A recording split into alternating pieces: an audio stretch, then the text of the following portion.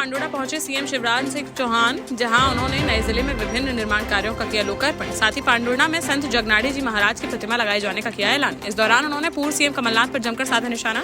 कहा कि कमलनाथ ने कामठी जलाशय की योजना में पांडुर्णा को नहीं पीने दिया पानी। हम पानी की योजना को जल्द करेंगे पूरा और ब्याज सहित आपकी सेवा कर उस अन्याय को करेंगे समाप्त।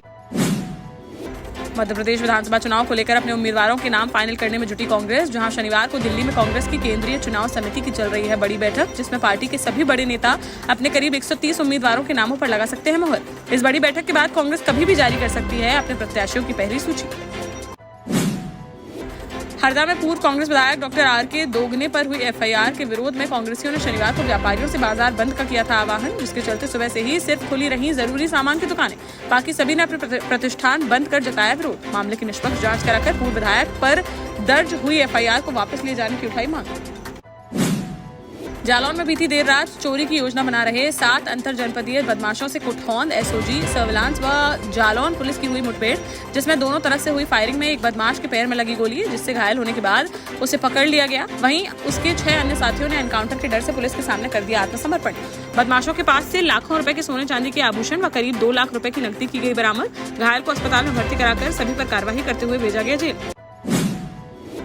ललितपुर से फिर एक बड़ा कांड आया सामने, जहां तालबेहट कोतवाली के निकट तहसील के सामने स्थित एक दुकान में घुसकर नकाबपोश बदमाशों ने दिन दहाड़े दुकान संचालक व कर्मचारी को मार दी गोली, जिसमें कर्मचारी की मौके पर ही हो गई मौत, जबकि संचालक गंभीर रूप से हो गया घायल, जिसको प्राथमिक उपचार के बाद झांसी मेडिकल कॉलेज के लिए कर दिया गया रेफर। मृतक के परिजनों ने आशंका जताई कि शिवम ने कुछ दिन पहले ही गाँव की एक लड़की से किया था प्रेम विवाह, जिसके चलते ही उसकी गोली मारकर कर दी गई हत्या। पुलिस ने शव को पोस्टमार्टम के लिए भेजकर मामले की जाँच की शुरू। पूर्व विधायक दीपक यादव ने एमपी चुनाव में सपा कांग्रेस गठबंधन के दिए संकेत, जहां निवाड़ी से सपा प्रत्याशी मीरा यादव के पति दीपक यादव ने निवाड़ी में आयोजित एक कार्यक्रम के बाद मीडिया से बातचीत में कहा कि यूपी में गठबंधन करने पर समाजवादी पार्टी के लोगों ने कांग्रेस के साथ निभाए थे रिश्ते, अब एमपी में कांग्रेस को समाजवादी पार्टी के साथ निभाने चाहिए रिश्ते और गठबंधन के साथ लड़ना चाहिए विधानसभा चुनाव। कहा कि राष्ट्रीय नेतृत्व इसको लेकर कर रहा है फैसला, जल्दी अच्छी स्थिति में समझौता होने की संभावना। निवाड़ी जिले के निवाड़ी भाटा में औद्योगिक केंद्र के प्लांटों में उद्योग स्थापित नहीं होने के चलते निवाड़ी के भाजपा जिला महामंत्री रोहिन राय ने एमएसएमई उद्योग आयुक्त पी नरहरी को लिखा पत्र, जिसमें उन्होंने औद्योगिक केंद्रों की आड़ में प्लांटों के गोरख धंधे का लगाया आरोप। जिले में बने सभी केंद्रों को जांच के दायरे में लेने की कही बात, साथ ही मामले में उन्होंने इस गोरख धंधे के साक्ष्य भी देने की कही बात।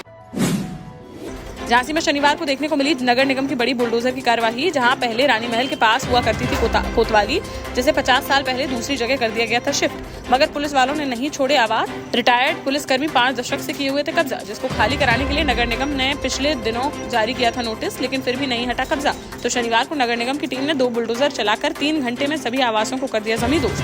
कब्जा मुक्त हुई जमीन की कीमत बताई जा रही है करीब 40 करोड़ रुपए। इस बड़ी कार्यवाही से शहर क्षेत्र में मचा हड़कंप।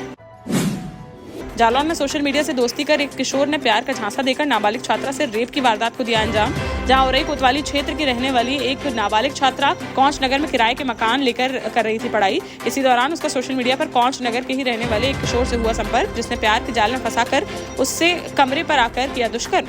पुलिस ने पीड़िता की शिकायत पर आरोपी के खिलाफ मामला दर्ज कर हिरासत में लेकर कार्रवाई की शुरू।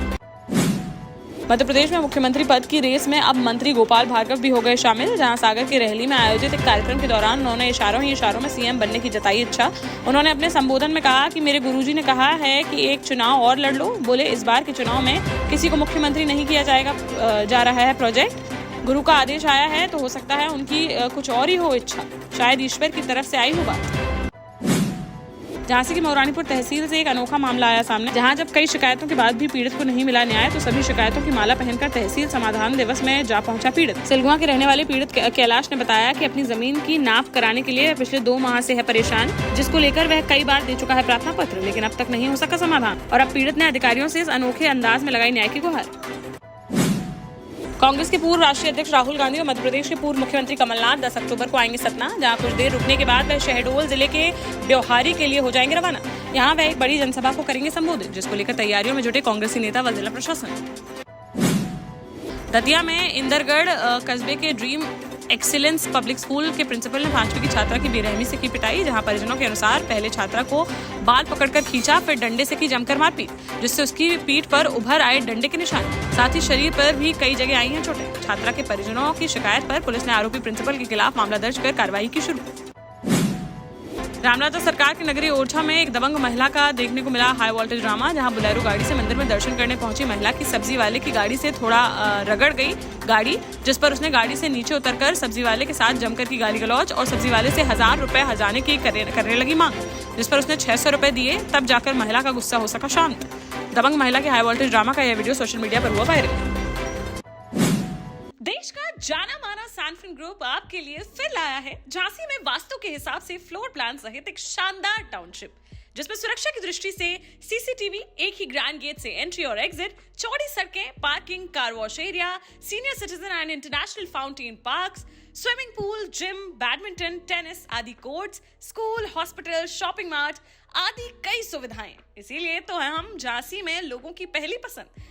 12 साल पहले अपने स्टार्टअप के साथ ही योग्य नेतृत्व, अनुभवी टीम और सक्षम सेंट्रलाइज और उत्तरदायी प्रबंधन के बल पर सबको घर गुणवत्ता के साथ समय पर घर की योजना के तहत सैनफिन समूह ने बहुत ही कम समय में 1500 से ज्यादा यूनिट्स को दिया है कब्जा। समय पर डिलीवरी से हमारे ग्राहकों में बढ़ा है विश्वास और मिली है संतुष्टि।